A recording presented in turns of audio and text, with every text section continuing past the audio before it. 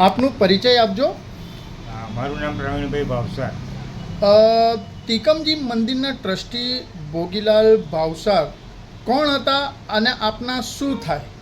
ભોગીલાલ ભાવસાર મારા પિતાશ્રી હતા અને મંદિરના ટ્રસ્ટી હતા।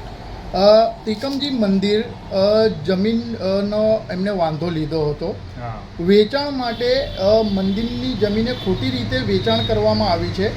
એક ટ્રસ્ટની છે, શું કહેશો તમે આ બાબતે? ધ્યાન આપશો? અને વેચાણ કરનારાઓ હાઈકોર્ટ ગયા છે, તો શું તમે પણ હાઈકોર્ટ જવાની તૈયારી રાખશો? આ મંદિરની જગ્યા ચેરિટી કમિશનરને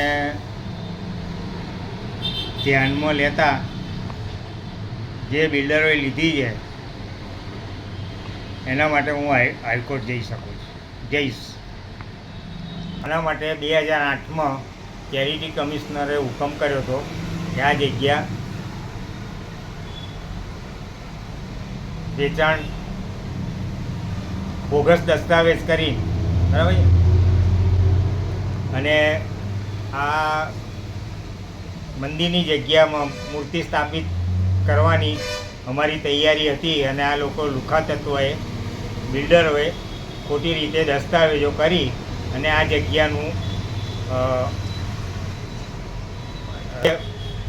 દસ્તાવેજો કર્યા છે।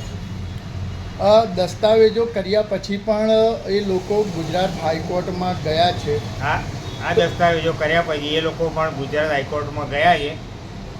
તે પણ હાઈકોર્ટ જઈશું અને મંદિરની જગ્યા પાછી મળે, મૂર્તિ સ્થાપિત થાય એવી અમારી તૈયારી છે।